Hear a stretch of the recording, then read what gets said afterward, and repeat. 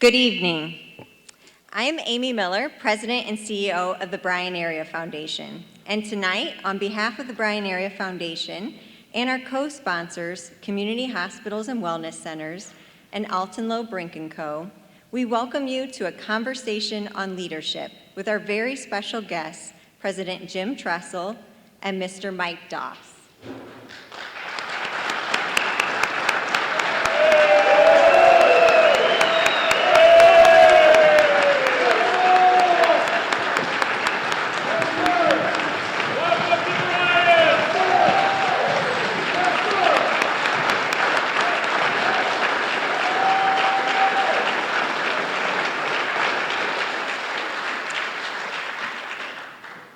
We'll begin our evening tonight hearing from Mr. Mike Doss. Born and raised in Canton, Ohio, Michael Doss realized at a young age that he was a gifted athlete, especially in the game of football. His natural athletic ability, incredible work ethic, and passion for the game earned him a scholarship at the Ohio State University. While at Ohio State, he was a 4-year letterman, 3-time All-American, Big Ten Defensive Player of the Year, Fiesta Bowl MVP, and of course, a national champion. These accomplishments earned him a place in the College Football Hall of Fame, but his football career was not done there. And after hearing President Tressel speak about him earlier today, he likely could have gone on to the NFL prior to completing his education. But as a true leader does, he put his team ahead of himself, and he remained at Ohio State for 4 years. After Mike's senior year, he was drafted into the NFL by the Indianapolis Colts, and he went on to win a Super Bowl with this team, and he remained in the NFL for a total of 6 seasons. Today, Mike Doss serves as his community as the founder of the Michael A. Doss Foundation. He serves on the board of the Champions for Play, and he's president of the NFL Alumni Ohio chapter in Columbus.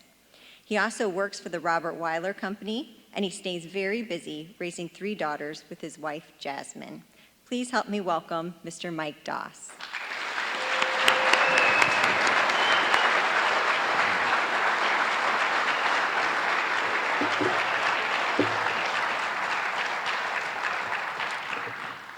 Thank you, Amy, for that warm welcome. Truly an honor and a pleasure. I don't know which, for this mic, okay, there we go. Get that away. Truly an honor and a blessing to be here this evening. Thank you for that warm welcome, Amy. Most importantly, would not be here for my Lord and Savior Jesus Christ, so just want to keep, there we go. Keep God first, and it's always been the first and foremost in my idea on life and thought process, but I wanted to come out here today to Bryan, Ohio, to just see the community that has always supported me in my athletic endeavors and give back to you guys. Jenny Horn, a personal friend, invited me out.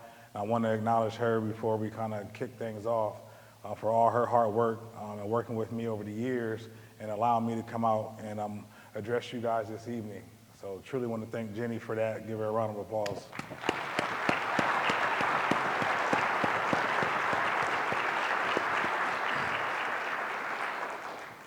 So I have the esteemed pleasure to introduce my co-host this evening. I call him Coach. Everyone calls him President, and some people call him Senator. Coach Tressel, what can I say about this man? His esteemed history, he was a quarterback at Baldwin Wallace. I never got to see the tapes, Coach, so I don't know how good you were. But my time and experience, with Coach Tressel for those 2 years, there in 2001 and 2002, he truly came into Columbus, Ohio, with the right mindset and a willingness and a winning tradition. Most people don't know he, won 4 national. Can you hear me? He won 4 national championships right there in northeastern Ohio at Youngstown State. And being able to transition that prolific career there at Youngstown State and to come to Columbus where most people had no idea who he was.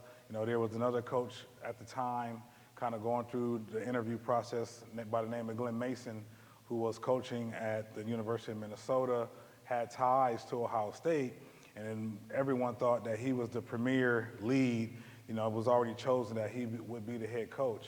And knowing that what I know now at 41, I know when you go out to these, coaching interviews and you have to show up with your presentation and your PowerPoint, I truly know that Coach Tressel came in and he wowed that board of trustees. And at that moment, they had to think twice and say, are we making the right decision? Because from my understanding, Glenn Mason was already the guy. And for them to make the decision to hire Coach Jim Tressel, I think it was one of the greatest decisions to ever happen to Ohio State at that time in history, for where we were previously to where we are now. He truly was that seed that was planted and watered to actually grow our university to where the status it is now. Let's give you a brief history on some of the accolades that Coach Tress, has over his tenure. He's a 4-time NCAA champion, 1 AA national champion. He was also the 6-time Big Ten championship winner, 8 times National Coach of the Year. 8 times to be the National Coach of the Year in all of college sports. That is an honor itself. He's won the Paul Bear Bryant Award, the Bobby Dodd Coach of the Year Award, the Eddie Robinson Coach of the Year Award, the Sporting News Coach of the Year Award, and the Eddie Robinson Coach of the Year Award as well in '94 when no one really knew who he was. But to bring it to who he is as a person, giving you guys a brief history of who kind of Jim Tressel was in my life. Most people don't know, as Amy was alluding to, when I started to play football in high school, I went to Canton McKinley, a huge program down at the Pro Football Hall of Fame. So if anyone ever watches the Pro Football Hall of Fame game, that's my high school stadium. I played there for 4 years. And my sophomore year, I get my first letter in the mail. It wasn't the Twitter and the Instagram and, hey, you get an offer from, this university, and it literally came in the mail. You would get letters to start the recruiting process. And the very first letter that I ever received from a college came from Youngstown State, and it came from Jim Tressel. It was handwritten, and he stated something pretty briefly of, hey, Michael Doss, you're a young, talented individual. I wanted to let you know that we got our eye on you, and if by chance we have the chance, you have an opportunity to come to Youngstown State. And that was kind of like my first real recruiting letter as a sophomore in high school, and it came from Coach Tressel, not knowing, several years later that I would actually be playing for him. So, that is the kind of, man that he is. That is the kind of person, the foresight, the wisdom to just recruit. And as we always know, the biggest thing that Coach Tressel highlighted when he first came to Ohio State is that we're going to protect our borders. Any player that has talent and considered a top player in Ohio, we're going to protect our borders and try to keep them here. So I wanted to make sure that I'd acknowledge that. So without further ado, I want to introduce one of the most influential men in my life. He was a great friend, mentor, and Coach Jim Tressel.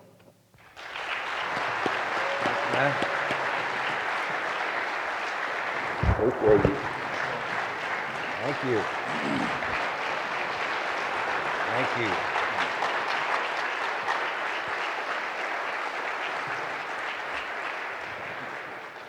Thanks so much. We were talking a little bit as we were rehearsing, going through the evening and so forth, that Mike was going to have the first 10 minutes. And I told Amy and Jenny, I said, I might have to get the hook out because, Michael gets excited and he loves to talk about leadership and he loves to let all of you know how much he appreciates you. And to his credit, he was right on the button, 10 minutes, and then he left. I thought he was going to stay around and ask some questions here as we go. But it is truly an honor to be here this evening. And oh, you're back. All right. I get my 10 minutes, you got yours. Then you can ask me those tough questions. He offered to show me the questions, but I said, that's no fun. I said, surprise me, and that way we'll answer them on the run.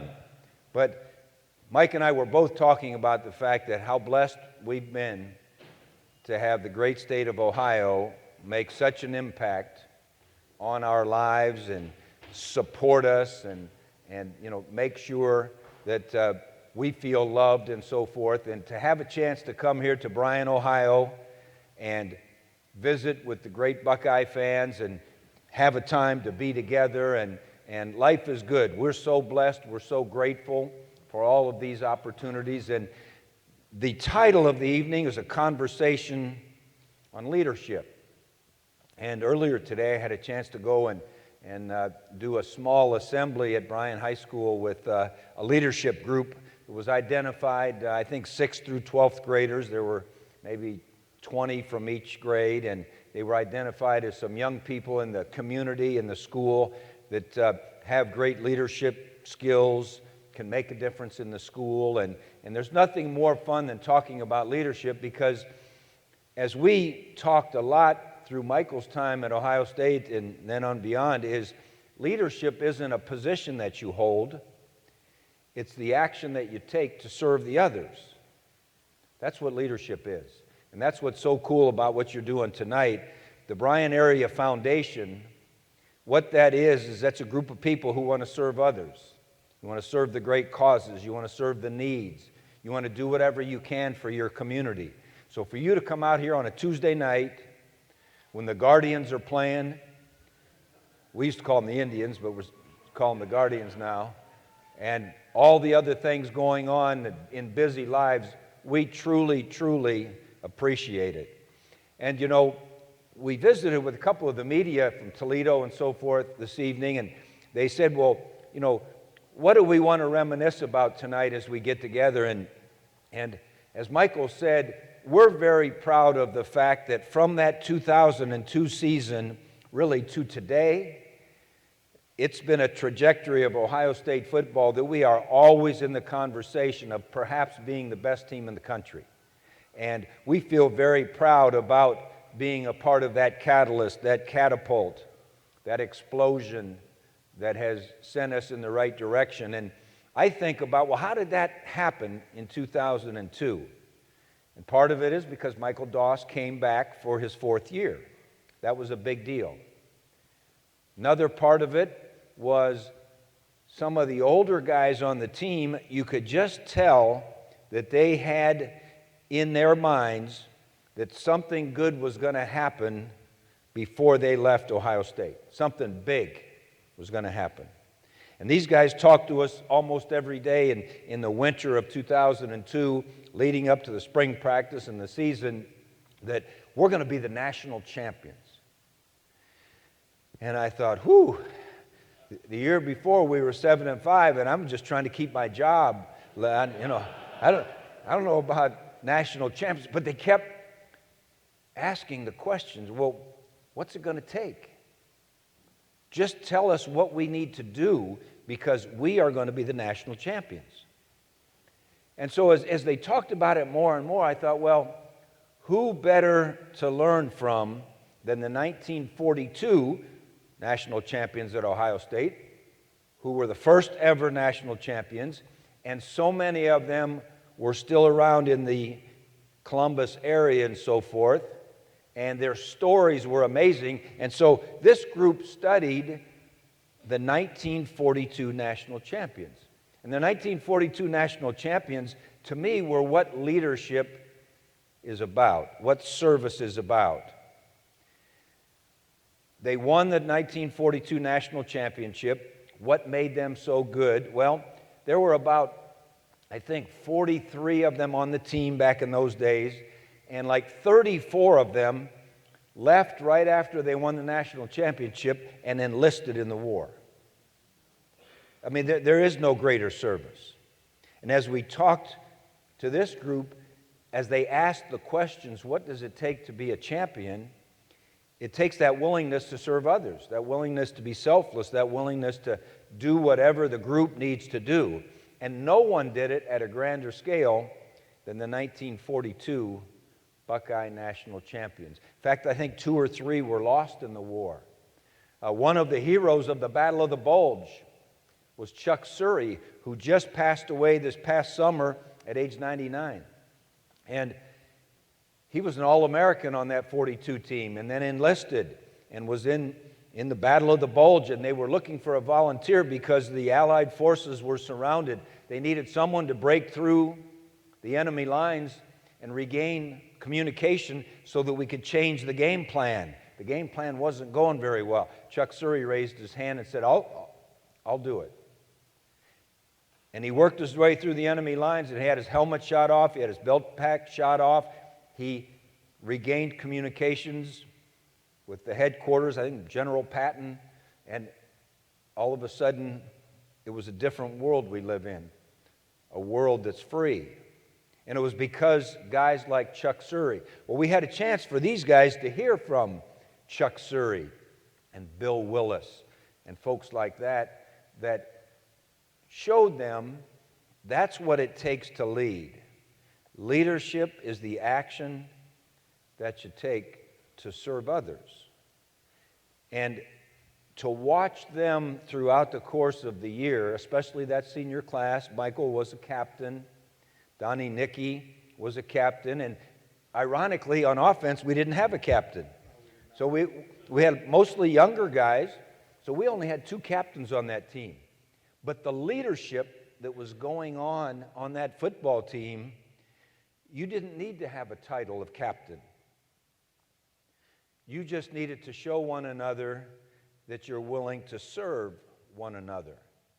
And to me, when people ask all the time, what was so special about that team, I always reflected on the fact of their resolve to be great, their willingness to do whatever it was they needed to do, and the leadership, the selfless leadership that they demonstrated. They were not going to be denied. And I know as we went on to play Miami had won 34 straight games. And I felt decent going into the game because they were the defending national champions. They'd won 34 straight games. Well, we hadn't won the national championship in 34 years. I thought, 34. Something's going to happen here. And we could tell leading up to the preparation for that game, I think we were 16-point underdogs or something silly. And we knew that everyone knew that the Miami Hurricanes were extraordinary, and they were. They were as good a football team, I think, as I've ever faced in 25 years as a head coach. But what people didn't realize is that the Buckeyes were pretty good too, and that they had decided that they were going to lead, every one of them, by serving and doing whatever it was that the team needed. Now, even though we had a lot of confidence going into the game, and we felt we were good, we knew they were good, we knew it was going to be a battle, but people talk all the time about interference call in the end zone during the overtime, and I would say, stop. If there were replay during the regulation part of the game, Chris Gamble caught the ball, wasn't out of bounds, the game would be over, we would have never punted, and they would have never gotten the field goal. But people forget about that. So we really beat them in regulation and beat them in overtime. People don't talk about it all the time, but that's what leadership is all about. And that's the beauty. Great communities like this. Ellen and I, my wife Ellen's down there somewhere. There she is. We were riding through. We drove over from Northeast Ohio and stopped at, I can't remember the name of the company. Ellen, help me. True Fast. And anyway, there were a group. We stopped at a company that had a chance to go to the school and just to drive through this community, to drive through the Buckeye State with American flags everywhere, people bustling around, helping one another, the thought that you're going to have a couple hundred people here to talk about leadership and to do something good for their community, for the foundation. It's extraordinary, and we're just totally honored. I love every chance we have to get together with guys like Michael, because if it weren't for the great leaders in my long coaching career, I don't know what it would have been like. But these guys are what we remember every day. And what's really cool, and I'll sit down because I got to my 10 minutes. Oh, I'm right on it, 30 seconds. We had our 20-year reunion of this team. And what was so cool, and Ellen commented on it when we were at the reunion, was just to see them as husbands, fathers, professional business folks. 20 years, they're all done playing. Some guys played no years in the NFL. Some guys played 2, 4, 6. Some even played 10. But now they're all into the next phase of their life. And to see them get around and talk to one another, they really didn't bring up any of the games. They brought up what they learned from one another, what they learned that now they're applying toward their community, toward their company, toward their family. And to me, that's what the victories are. The victories are when you've got a Michael Doss and his wife Jasmine and the 3 daughters and the Michael Doss Foundation and his successful business career and all those things, getting out and, as he explains, getting out of his comfort zone. And I told him we're going to get a vaudeville act. I'm getting ready to retire here in a little bit at age 100. So we're going to go out, we're going to do a little vaudeville act as we go. And so this is fun. We're so excited you're here. Hopefully you'll enjoy some of the bantering back and forth. I have no idea what the questions are, and I'll make up the answers. So we'll go from here. Michael Doss, here we go. Great, thank you, Coach. President. I'm a president. President Tressel. President. Just taking it a year back, 2001, obviously you came in, you got hired. What was your first impression coming into Ohio State, coming into your role as the new coach of Ohio State? How was that experience for you that first year? I think anytime you go in, and all of you that have had different stops in your life, whenever you go into something new, it's all about learning who you're with. It's all about listening to what's important. And I just really enjoyed hearing what you guys were saying. They would tell me, here's why I came to Ohio State. Here's what I've been dreaming about. Here's the goals that I have. Here's what I'd like to do after football. Here's the things that I believe in spiritually.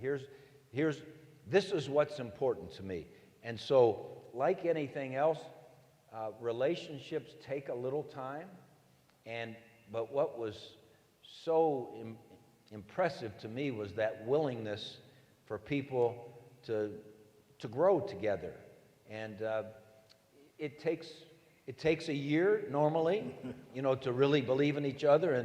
And as coaches, you don't really know what your guys do best until you've been with them through a spring practice and a fall, and say, oh, now I know what this person can do. And so I was just so excited about how good they wanted to be and how eager the bunch was. And for me, having that coaching change, I kind of experienced it in high school.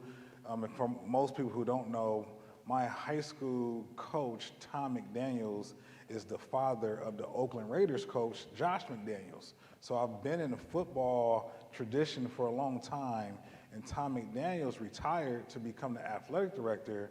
In my senior year in high school, I had a new coach. So I had kind of had that experience of a transition, being a senior.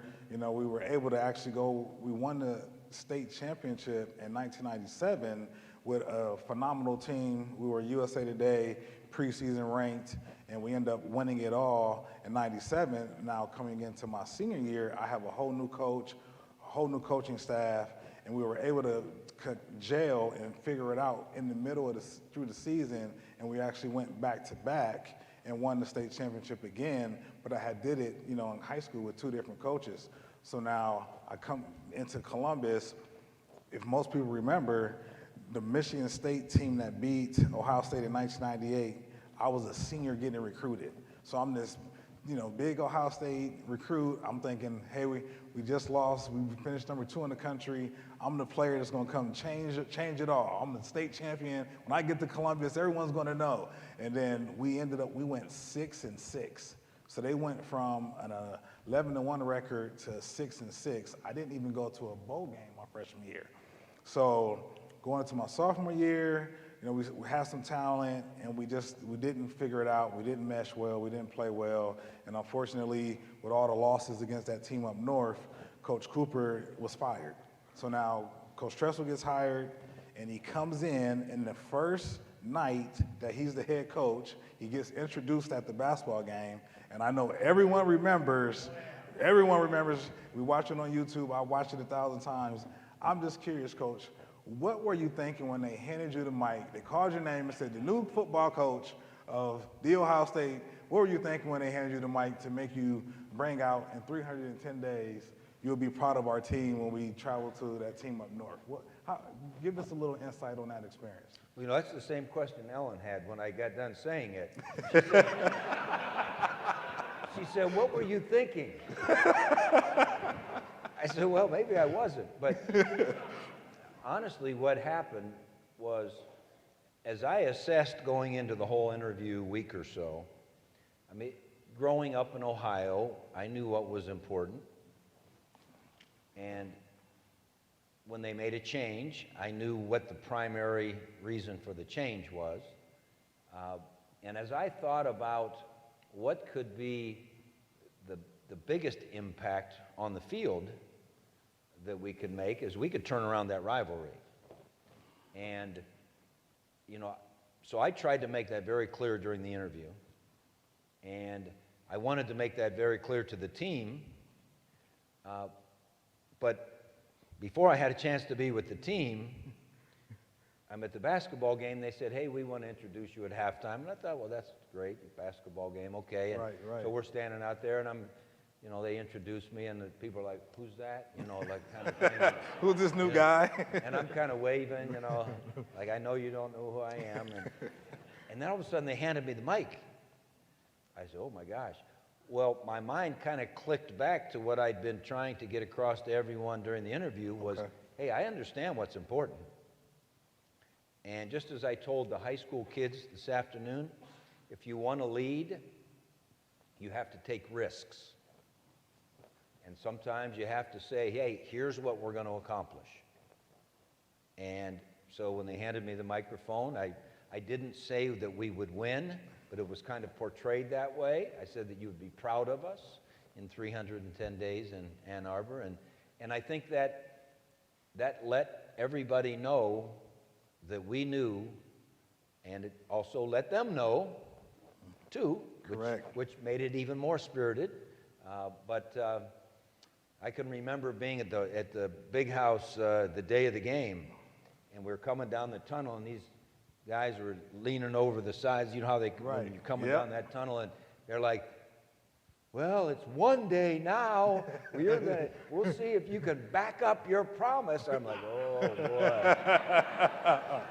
And honestly, again, I think that set the tone. I think, your team resembles and rivals resembles your head coach's personality. And we hadn't even met him yet. We didn't meet Coach to the next day at our team meeting, but to actually have that experience that he knew the days till kickoff against that team up north, that set the tone that, oh, this is serious, he's serious, and his mentality, we need to be making sure we're paying attention to how things are going to change around here. And it took some time, but he came in, he set the tone, we put clocks up everywhere, we had a countdown to the team up north game, we had a countdown to the beginning of the season, and then we had a countdown, I believe, to the bowl game, potentially maybe as well.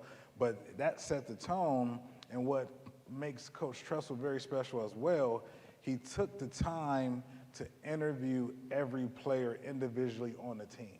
So he sat down in his first month and met every player and sat down and asked them, what are your goals? And he actually put out a chart. We called it the Block of Life. And he had us fill this out. And as he alluded to earlier, he talked about, your football, you talked about your family, you talked about faith, and you talked about school. And you had these different, those different categories, and you had to outline. It was an outline, and you had to put what's most important, and you basically had to write your business plan. It was like a template for your business plan of success in each category. And when you went into the one-on-one meeting with him, you talked about that. And I think that gave us a true understanding that this was important. He cared about us individually. It brought us together immediately to understand that, hey, this is a different feeling here. How is this going to go? And as we started that 2001 season, it was a little rocky, but we won some games. We were successful, and we learned each other. And then when it came to that week, for that first time to play that team up north, so imagine you play every Saturday, and every Sunday you come in, and your meeting started at like 2, 3 o'clock, whatnot, and you review the film from the previous game, and you do some icing therapy to keep guys healthy. But that Sunday was different. That Sunday was different for us. When we walked into our facility, all the walls were plastered with posters. They were all the Columbus City schools. I don't know how many school districts you called upon, but everything was covered from top to bottom. They taped the entire facility. So imagine you coming here, the Bryan Elementary School, the high school, the middle school, and it's all beat that team up north from the community.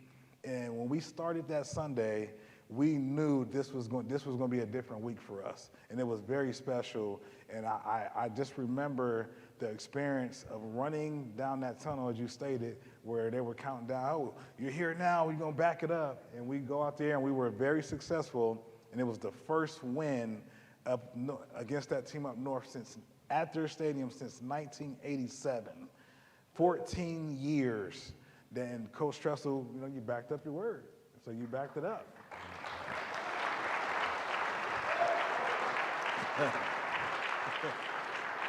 It's funny about that game. Some of you might remember it, but it was a Michael Doss interception in their first drive or second drive. Maybe second. Yeah, first or second drive that gave us a chance to get up on him.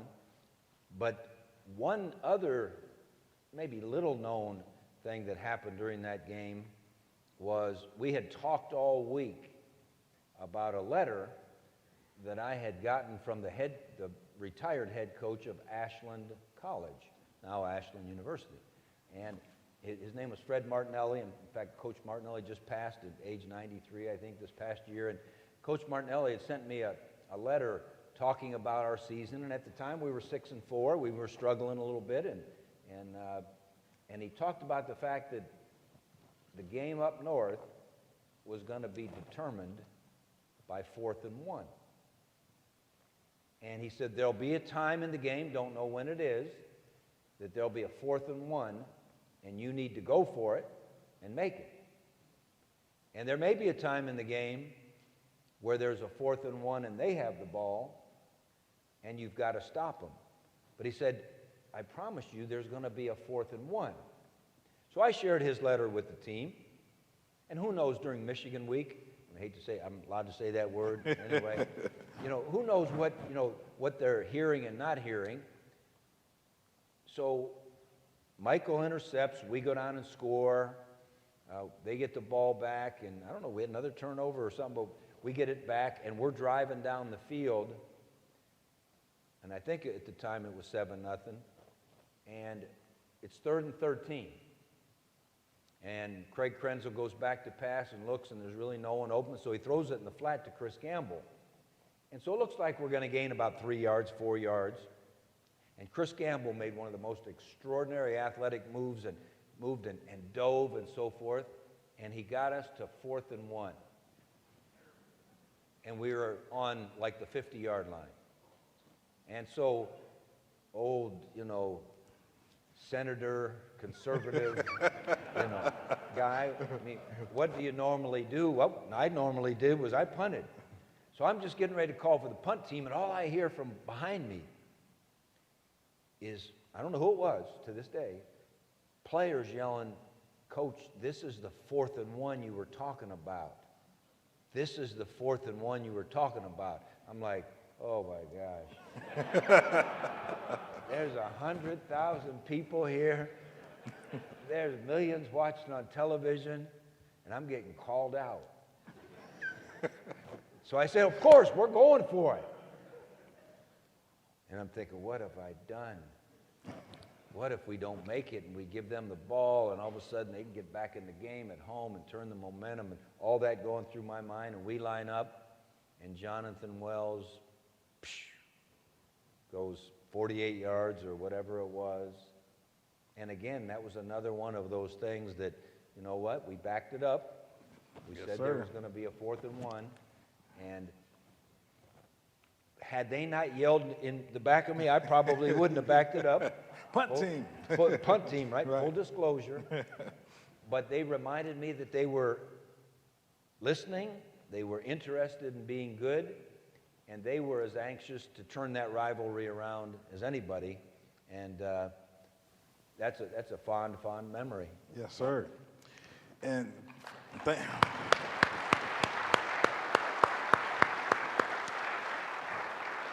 so for me, I got my first victory against that team up north. I'm sitting here. I'm a 2-time All-American. We have a bowl game. We fought very hard against South Carolina. We were down 28-0. 28-0. Came back. 28-28. Tied the game. Ended up losing by a field goal late. And the season ends. We're 7-5. 2001 season's over. Had my first year with Coach Tressel. And then here we are. I have an opportunity to make a decision to go professional, to become a professional or stay in school. And I remember very vividly the day that was the deadline was January 9th, and that was my mother's birthday. That was my mom's birthday. And I said, I'm going to make the decision on my mom's birthday. I'm going to make it at 2 o'clock, and, we'll figure it out. But I truly didn't know what I wanted to do. I was, praying. I was talking to my family. I met with Tressel and all our staff several times. I tried to put my Heisman campaign together. Hey, Coach, if I come back, can I play offense? I play offense in high school. This is true. He remembers the meeting. True story. He come back, and I want to win the Heisman like Charles Woodson did for that, team up north. I know I can do it. And he's kind of looking at me like, you're pretty solid on defense. I don't know about this running back thing. It's been a few years. But ultimately, January 9th is here. And I told myself I'm going to class every day, went to class. I dressed up in the suit. My wife now was my girlfriend then, Ohio State, grad, everything.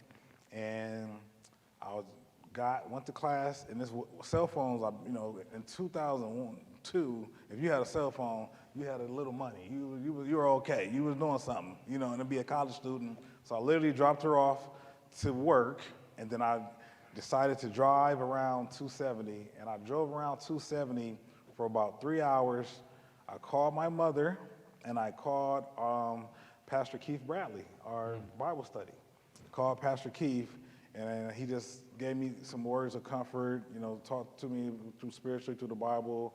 And my mother said, the last thing she said to me, she says, I want you to be the first person on our side of the family. My mother and dad were not married, but I want you to be my first child to get a college degree.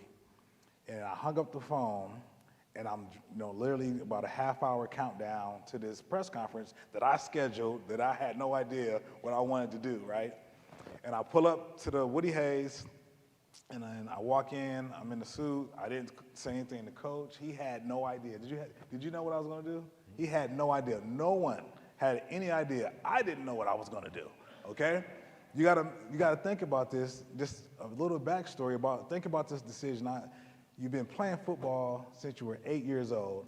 You live in the Pro Football Hall of Fame city, and every summer you get to see these players come, you get to touch them and grab their jerseys, and our locker room was their locker room for that couple days, and you got to be very close to that experience. So now you come to a university like Ohio State, and you look at this opportunity and you say, man, if I come here, if I play well, I get a shot to be a professional.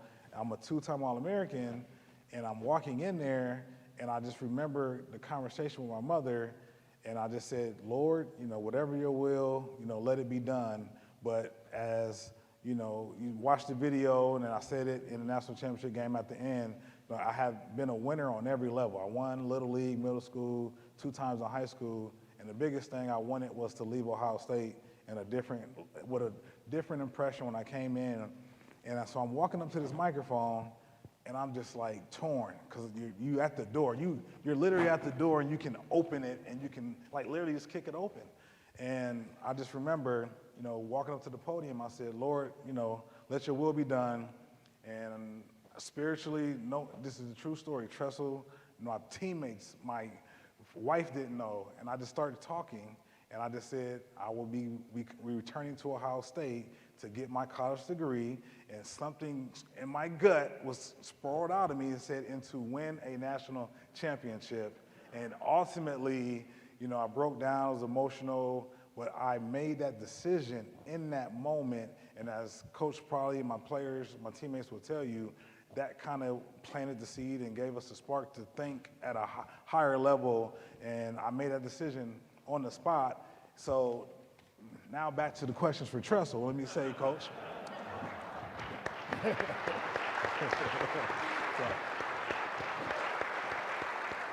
But if you think about it, state champ in high school, national champ in college, and the Super Bowl champ. I don't know how many people. You got to do a little research to see how many people can say that. That's true. I mean, it can't be many out there. No. It can't be many. No. So I make the decision. Someone, if there's any young people out there, Google. We'll know in 3 minutes. We're right. So I make the decision to come back, Coach, and from your perspective, now you got a key piece back on the team. You vote, the team, my teammates vote me captain. We go through a great spring, and we were building momentum into that season, but no one knew that we would run the table. We just had like this energy that was kind of like, hey, we're getting better every day, we're getting better every week. And there was a player out of Youngstown named Maurice Claret that comes in December. So I make that decision to come back. Maurice starts school the following Monday, and I'm driving Maurice Claret to class. Tressel was like, hey, drive Maurice to class. And this young man, very talented, becomes a key player on our team. And that spring, we knew we had a lot of talent. We knew we could be successful. At what moment did it turn for you and the coaching staff that you guys had something special? What do you remember? Was there a moment in that kind of spring, the summer? One of the key ingredients, and all of you can think of this from a personal standpoint, so often some of the most difficult things that happen make you stronger and better. Suffering is so important. And so we knew that your group, that was the older guys, had suffered long enough. 6-6, 8-4, lose your coach, got to learn a new coach, 7-5. Like, hey, I've had enough. Okay, so huge emotional advantage that our older guys had suffered enough. And they were just going to raise their level of preparation and their level of play and their level of love for one another and their willingness to lead. That was going to, we knew we were going to have that. Well, then you insert a couple of the guys who were there in 2001, like Chris Gamble, who was the one that ended up playing both ways, As right? He did. Correct. And, Dustin Fox and Mike Nugent and Simon Frazier. And so they added a little bit to that group. And then you brought in a group of 25 freshmen with Maurice Claret and Santonio Holmes and Robbie Sims and Nick Mangold and Troy Smith, Roy Hall and A.J. Hawk and Bobby Carpenter. I mean, it was a group that I think a half dozen of them became first-round draft choices. Correct. A lot of talent. They were the young guys playing in practice against the guys who had suffered enough. So you can imagine the spirit of the competition. And just to watch us get a little bit better every day, I knew we had the ingredients. Now, you got to see how the ball bounces. You have to stay healthy, that type of thing. We had an advantage in that we had an early game. Back in those days, they had a game called the Kickoff Classic, which was a bowl game before the season. Correct. So we were picked to play in the Kickoff Classic against Texas Tech at home. So we got an extra game, which meant an extra week of practice, which meant an extra week of putting this interesting conglomeration of people who had suffered enough and had great talent and who had ideas about what they wanted to become. And so I don't know if we ever knew, because each week was such a battle. So many tough games, and all the way to, Miami, which we knew was a tough matchup. We probably didn't know what you guys were until the second time the confetti came down. Because the confetti came down inadvertently in that national championship game. But when the second time it came down for real, that's when we knew we had something special. But it was a very unusual combination of things. The willingness to learn from folks from the 1942 era. Just so many different things made that a special team. Yeah, I mean, that was, the catalyst, as Coach talks about. We read the book in training camp. Seniors had to present, so I had to go up and actually talk about the chapter that I read, for that meeting, that team meeting that night. And we got to really, build, as he said, build trust and build a camaraderie like no other. The leadership that Coach possesses, it's very subtle in a way where it's not this pointing and pushing the button or pushing the finger on you. It's real subtle in his movements and his decisions and how he aligns things. He's very meticulous, and everything has an order. Everything has a pecking order, and he's like, okay, we check this first step here, we check this second step here, this third, fourth, fifth. Now we're moving in the right direction. And I think our coaching staff, the players started to really believe, and then that season started off so fast with Clarett rushing for 200 yards. We're the only one or two games in that opening weekend, and I think we were ranked number 12 preseason coming in. No one thought we had a chance, snowball chance in hell, I would say, to run the table. But ultimately, week by week, we got better, and it came from his leadership, his organization. And he doesn't tell you. There are some things that behind the scenes. Tressel had there's a corridor. So from our team locker room, I will say it. So our team locker room's here, but we actually have to go to our team meeting room. We have to go through a door. There's a corridor to another door, but Tressel's door to his office is right here. And as I'm looking at you, you always had to look in there.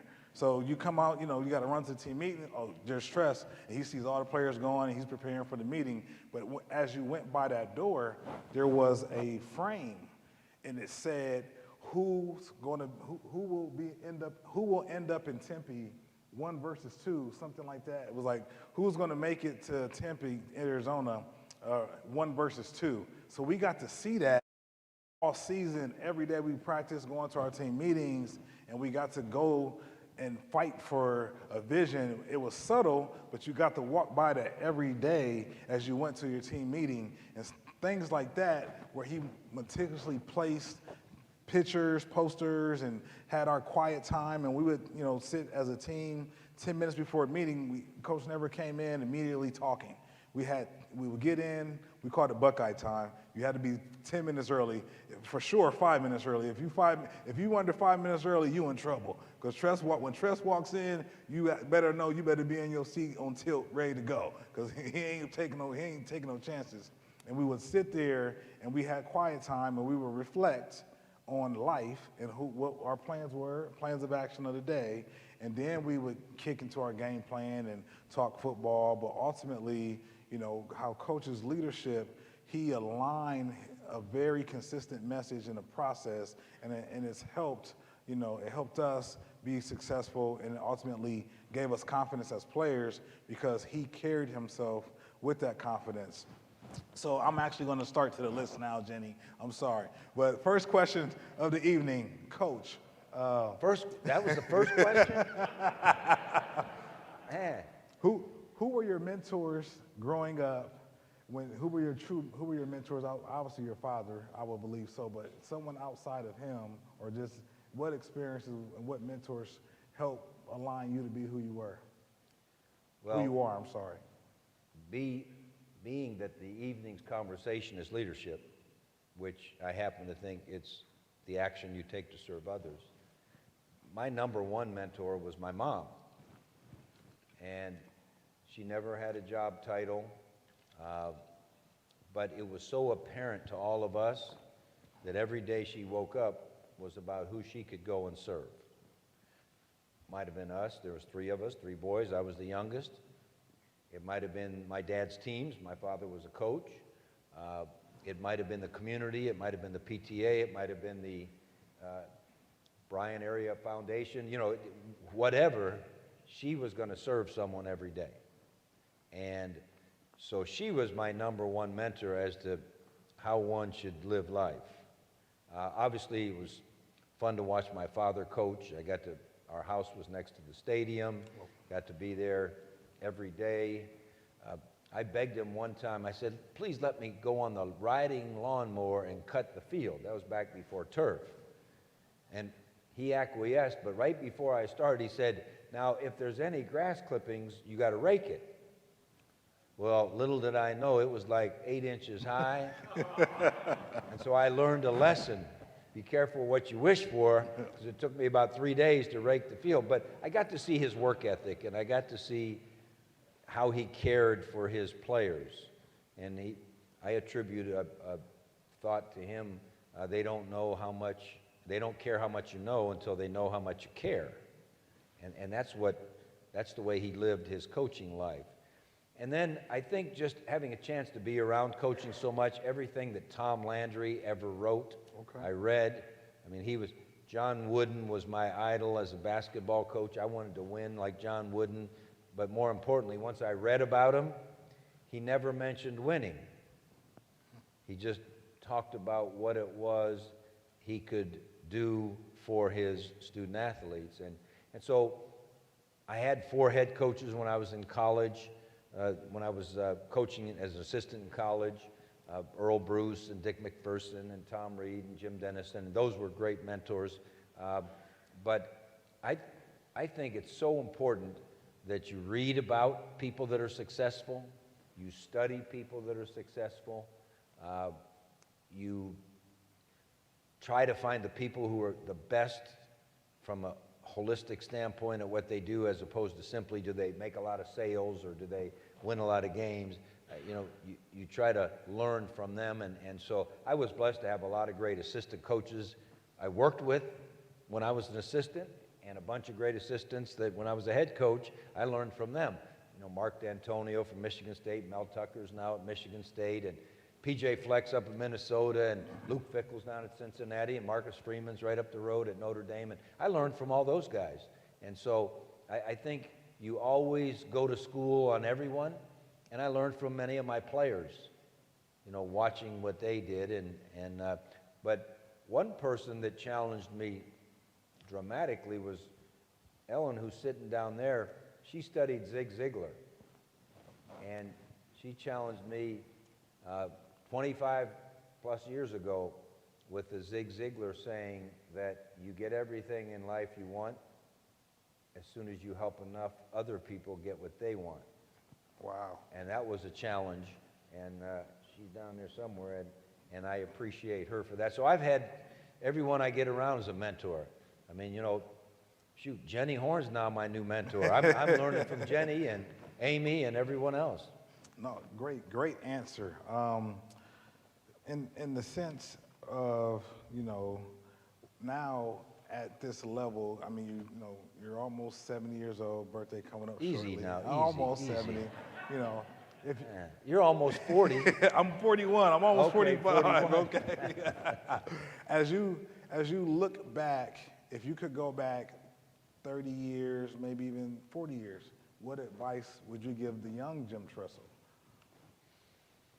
Boy, you know, probably try not to do too much. Sometimes you get so motivated to be successful and go do everything everyone wants you to do and please everyone and try to do things perfectly. And you know, I probably would say no more often, you know, because you need to set your priorities.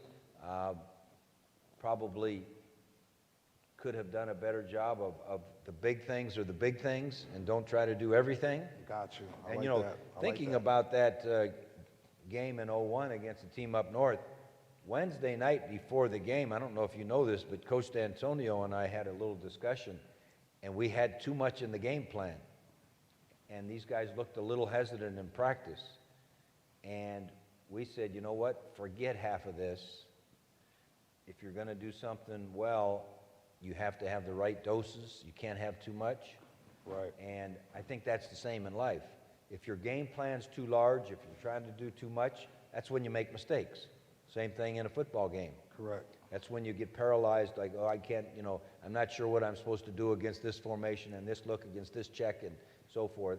So I think the advice I would give a young Jim Tressel would be, you know, try not to do too much and keep the important things the important things. Great advice. Wow.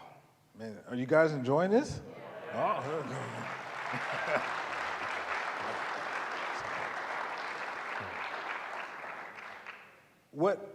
What I've learned and seen, and you know, as you stated, you know, your coaching tree of coaches, you know, you've been such a great leader of men. You know, what is the fulfilling part now as you kind of look at your coaching tree?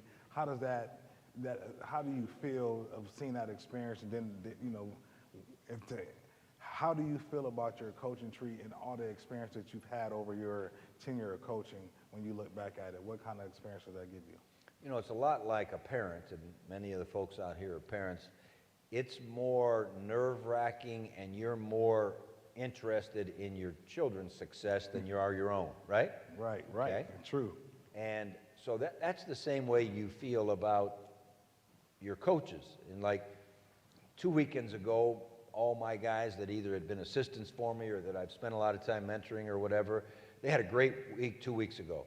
Last week, you know, I'm like, now Mel won against Wisconsin, but PJ lost against Illinois.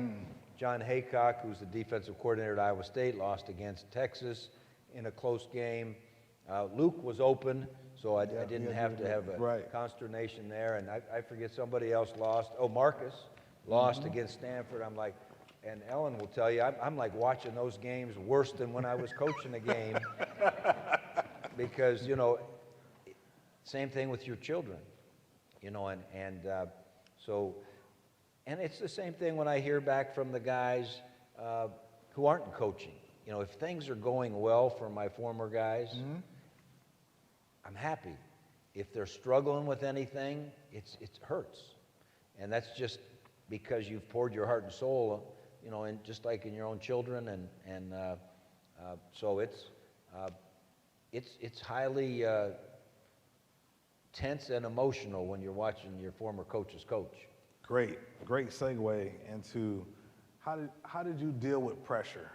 You know, Youngstown State, 4 national championships, obviously Ohio State national championship. You know, winning, you know, beating that team up north year after year after year. But how did you deal with the pressure, in a sense, leading up to those moments? What advice would you have for the crowd on how to handle pressured moments?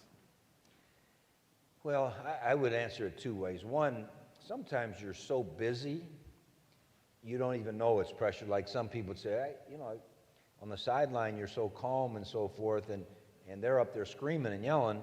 I said, well, yeah, but you don't have to call a play in the next 25 seconds. I've got to keep my mind on, so sometimes you don't even know the stress when you're in the midst of the battle. I mean, you're just too lasered into what you're doing.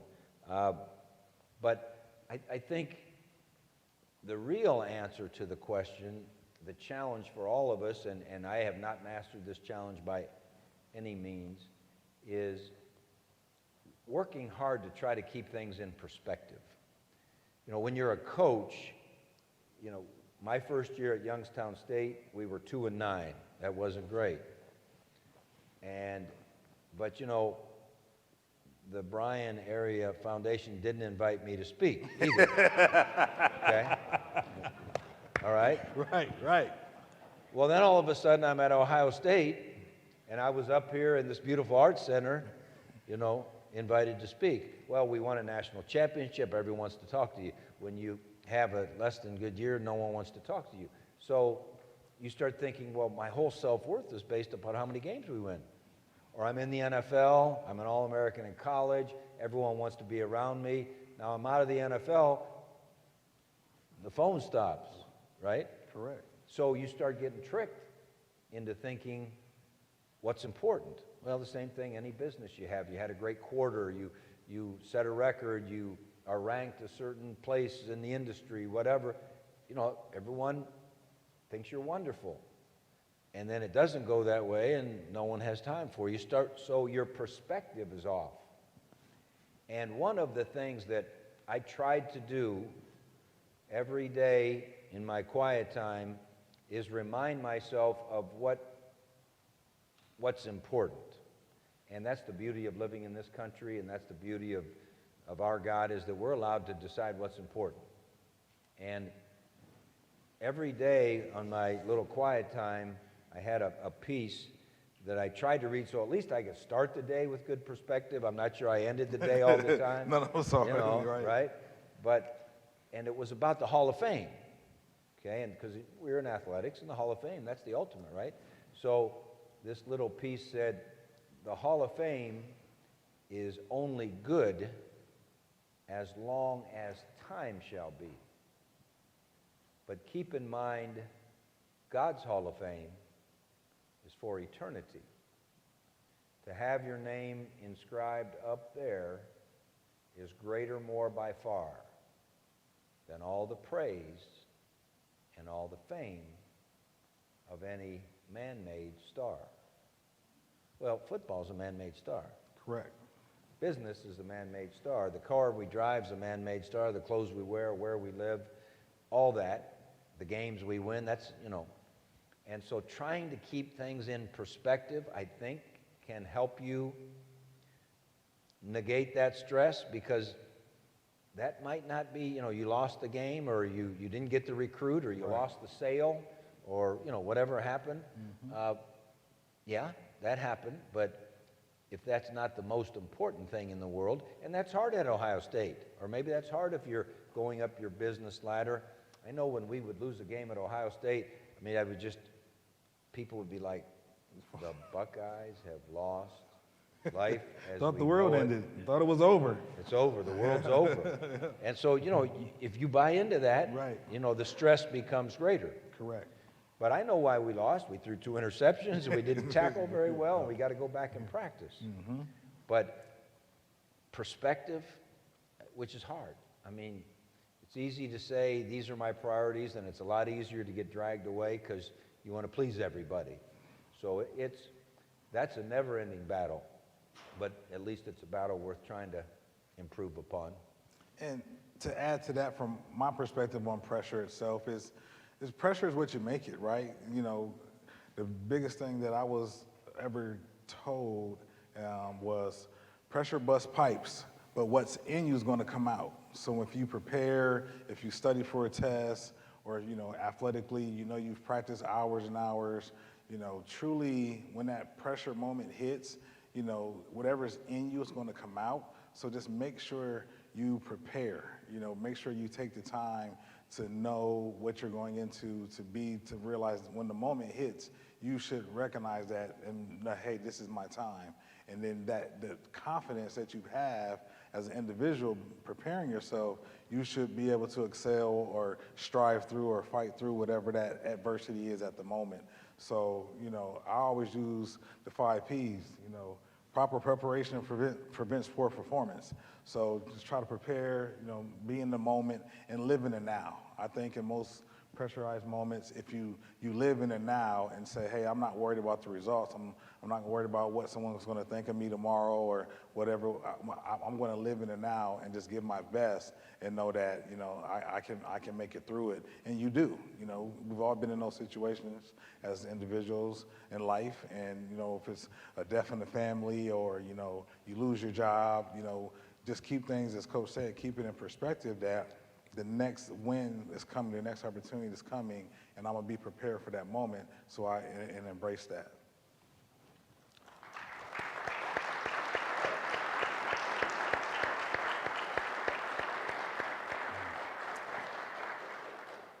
Two things. I think we got our last couple of minutes here, Tressel.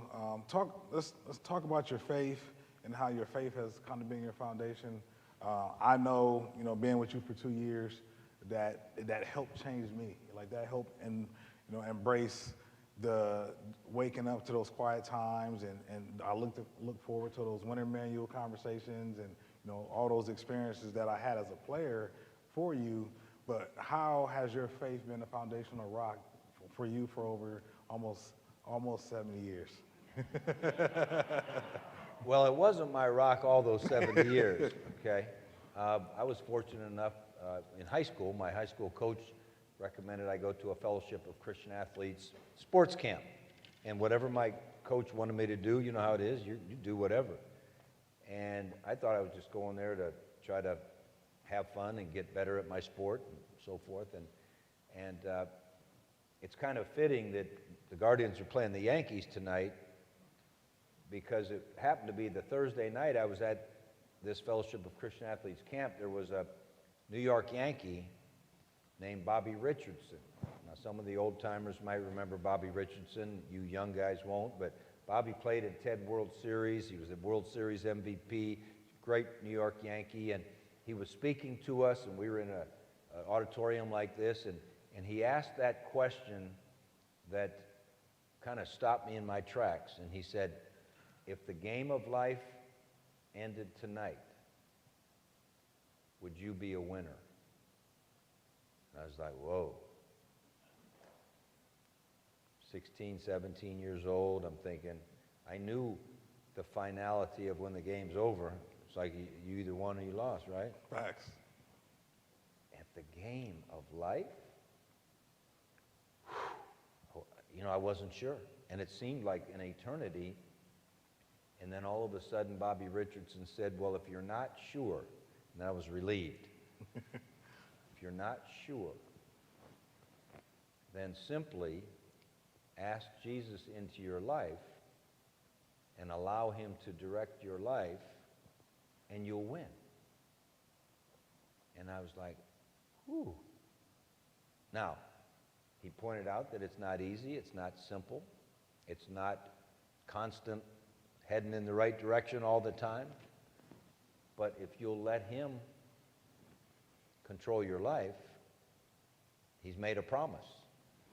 Yes, he has. And regardless of how our teams were doing, how many games we won or lost, what was going on in my own personal life or whatever, I always knew that if I could just redirect myself back to that promise, that we were going to win. And so that's always been that go-to for me, and I can't thank my coach enough for sending me to, you used the phrase when we were in the back, leaving your comfort zone and those kinds of things, and it gave me the passion to try to grow in my faith, and I'm a long way from where I need to be, but I've worked 48 years now in higher ed, Michael, both jobs I had as head football coach and president were 7 days a week. So that's probably been my excuse, that I haven't grown as much as I should. And so I'll have no excuse beginning February 1st. I've got to do a better job in making sure that what's important takes center stage. So with that being the last, great point, last question of the day, what would be the first thing on Thursday, February 2nd, outside of your social media posts and you put your scripture in today, what would the last thought of being the last day of the president of Youngstown State University, what would be the first thing you do on that Thursday, ending on your thoughts and your process, letting it all come to an end, your president, your coaching, your full retirement lifestyle, what will Jim Tressel do? Well, full disclosure, my last day at Youngstown State's probably going to be January 28th. Okay. On that day, we have our Hall of Fame banquet, and one of your old coaches, Coach Knatzer, Oh, Coach K. is being inducted in the YSU Hall of Fame. Okay. So then I'm going to take Monday and Tuesday off, just so you know. I'm going to let them pay me for 2 more days, even though I'm not going to do anything, okay? I got a couple vacation days saved up. Right. But, so it'll probably be before February 2nd that I'll have to make that decision. And, you know, it's whatever Ellen wants me to do. Right, Ellen?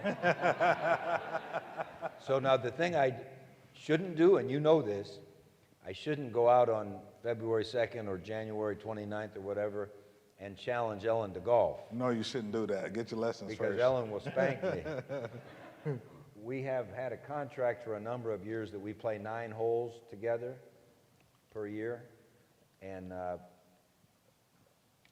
you know how there's a spread in every football game? Well, the spread is 20 strokes. She gives me 20 for those 9 holes. I get more than 2 a hole. And I think one year I beat her when I only lost by 19, so the spread got me. I think every other year she's beat me, even with the 20 spread. So I'm not going to challenge her to a game of golf, but I might play a game of golf. I don't know. We'll see. I've been working so hard to try to finish what we're doing that I don't know what that first day will be like, but I'll let you know. Oh. And with that being said, thank you for your time. We're now going to open it to questions to the crowd. Please state your name and go ahead with your question. If anyone has a question, raise your hand. And the microphone to come to you, please state your name.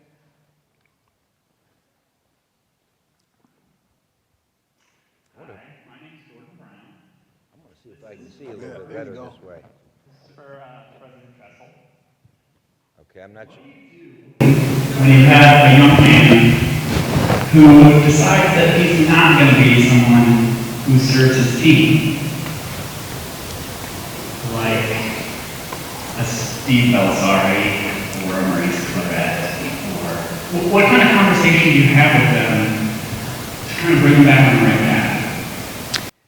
You know, I think it's a lot. I mean, picture yourself as a parent. You've had a lot of conversations before sometimes having to have some big conversations.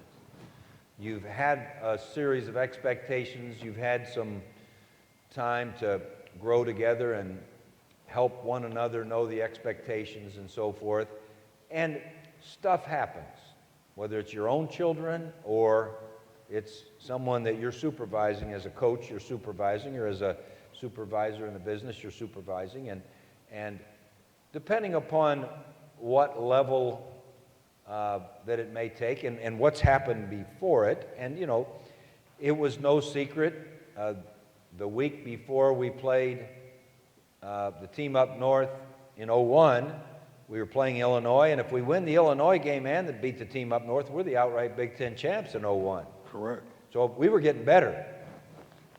Well, Steve made a mistake and went out and so forth, and obviously we didn't allow him to play against Illinois because he went out 2 nights before the game or whatever, and made a poor decision, didn't make him a bad person or anything. And one thing, I don't care who the person was, we talk to our staff all the time about, is that we don't criticize the performer, we critique the performance. We still love him. Poor performance. Shouldn't have done that. So it wasn't personal. But what happened for the following week as we're getting ready to go up north was, in that case, we left it up to our seniors. And at that time, Michael was a junior. We only had 12 seniors.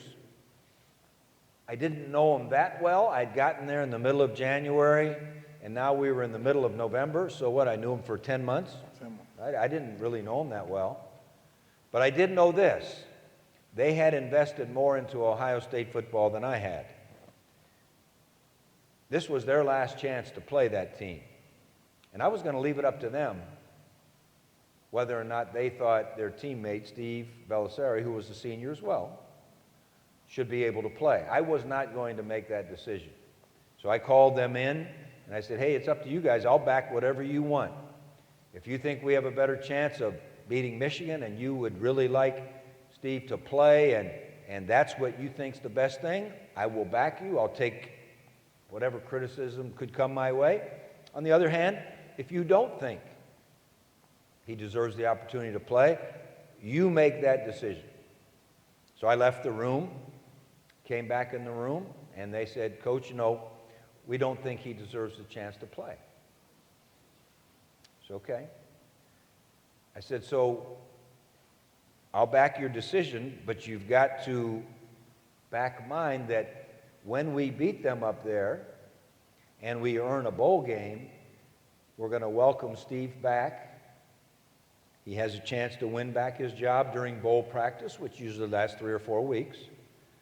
And we've got to welcome him back as if nothing happened, because this is going to be a tough penalty.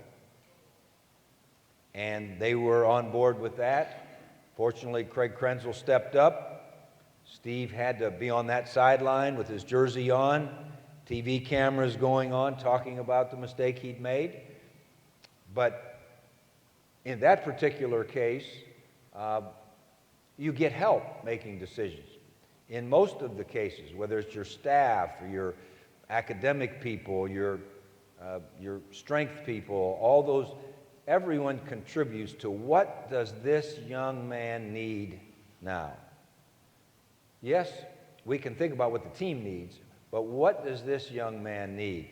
We had a little saying on the side of our staff wall that was a quote by Albert Einstein, and I never knew who he coached for. But anyway, Albert Einstein said, concern for man and his fate must form the chief interest of all technical endeavors. Never forget this in the midst of your diagrams and equations. Well, no one has more diagrams and equations than football.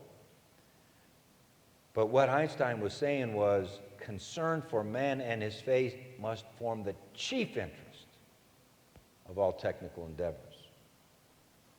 And so that's the way we tried to decide when someone maybe veered off to what the best thing was for themselves or what the best thing was for the team.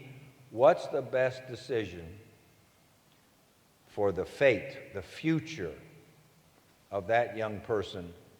Certainly hoping not to affect the team, but making sure that we take good care of every person. Because remember, I didn't get to sit in his living room to recruit him, but after 2 years, I had sat in almost every living room, and I promised Mom and Dad and Grandma and Grandpa and aunts and uncles that we would take care of that young person.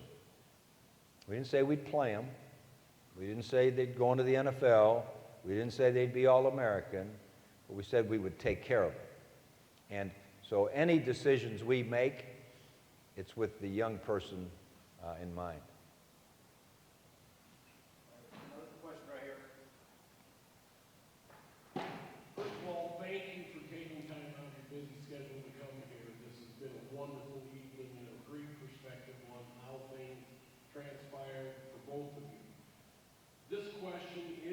both of you in regards to the transfer portal and the NIL situation. Coach Tressel, as a coach, athletic director, and now president of the university, how would you perceive the situation as it stands, and certainly Michael, with you as a professional athlete, not having the opportunity during college, but what is your perspective as well on the decisions that our youth are making today that impacts them? Thank you. If there was an NIL, Mike's bank account would be a lot bigger than it is today. He'd be retired. He'd be the guy retiring, and I'd be still working. You know, here's my view of the NIL. Like most things, things eventually work out to where they're supposed to be. For 50, 60, 70 years, we as the NCAA, conferences, universities, whatever, we did not allow the student athletes to enjoy the revenue trajectory that just went like that. The coaches did. My dad's biggest salary as a coach in 33 years as a head coach in college, was $20,000. That was his largest salary. Well, it's changed. And we all got to enjoy that. The student athletes didn't. So you knew someday the fact that that's not right, regardless of how much they tried to say no, no, stay over there, stay in your lane. You knew it was going to happen someday. Now, the fact that it happened the way that it has, and there seems to be less control over the sanity of it, like most decisions, if you wait too long, it's not an easy way out. I think someday over the course of time, we'll get it right. I wish we would have done a better job of it the last 50 years so that we weren't at this moment. But it's the same thing. It's, the guy that maybe ate too much and didn't exercise enough and has a heart attack, that came on in 25 years, and now it's going to take us, to get back healthy. And so as far as the transfer portal, I'm not a fan. I'll leave it at that. Go ahead. To answer your question on NIL, Coach is right. I probably wouldn't have that. Could have easily stayed. Didn't have to make a hard decision. I think for that experience now, for me, I actually wrote a paper about it when I was in college about players should get paid some kind of revenue. I wrote that in my journalism class, but I predicated it off of your education. I predicated it saying, you could set up IRAs, if a kid, gets the opportunity to make, $5,000 or $10,000 training another, anything, like if you placed it with education, financial education, you placed it into an IRA, then you placed it to say you had to get your degree when you left the university, then you would actually, when you graduated, they would still hand you your check. It'd be an IRA, make interest, and whatnot. Today's market, obviously, is a little bit more free capitalism in a sense, depending on what university you're at. You have these large universities like the Alabamas, the Ohio States, the USCs. They have a large following. So it's kind of one of those things, now is it hurts recruiting. I think from a perspective where, now you have family and family members and people walking into the coach and saying, what are you going to give us? What are you offering us? That kind of changes the landscape a little bit. I don't necessarily like that perspective. To answer your question on the transfer portal, coaches are now overlooking some talent that's in high school because they feel like they can go pluck it from another, from the portal. So they're recruiting now to say, hey, we need to win now, and they won't offer that scholarship. I mean, some universities now keep 3 to 5 scholarships open just to see what happens with the portal. So I think that hurts the high school talent coming up, that they won't get that exposure or get the chance to get looked at if they don't commit early, so some guys are late bloomers. Just imagine, I met a guy who said he grew 6 inches in a year, but if he doesn't get that scholarship opportunity, he misses it. So, You know, the world we live in now. It's not going to change. You know, eventually probably some more restrictions should come into play, but if it was me being part of the NCAA, I would have came in and said we're doing a whole financial education. You know, everyone's gonna get IRA, no matter what athlete it is, every sport, and then once you got your degree, that's when you acquired your check. Because I mean, you're gonna have those guys who played 3 years or basketball 1 year, and they're gonna go to the NBA and make millions of dollars. But those student athletes who are there for 4 years or 5 years in their sports, if you get that financial education through the process, you get your degree, and then that's kind of your landing pad of your contribution to that university, then you can walk and, you know, you got a free education, but then you can kind of leave and have something to jump forward in your life. I'll give you one transfer portal story. Maybe 6 months ago, was talking to James Laurinaitis. You remember James played for us and had a great pro career, and he's now on Marcus's staff over at Notre Dame. And I said, well, you know, it's a different world than when you lived in the college football world. And he said, yeah. He said, you know, I'm so glad there wasn't a transfer portal. I said, well, why is that? He said, by mid-October, my freshman year, I was from Minneapolis, Minnesota. I was a long way from home. The guys playing in front of me were A.J. Hawk and Bobby Carpenter and Anthony Schlegel, John Kerr, Marcus Freeman. He said, you know what? I never thought I was going to play a day.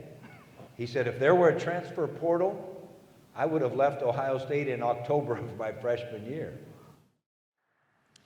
Thank you so, so much to President Tressel and Mr. Mike Doss. We certainly have learned a lot, and we truly enjoyed hosting you here in Bryan. Let's give it up just one more time for Jim Tressel and Mike Doss.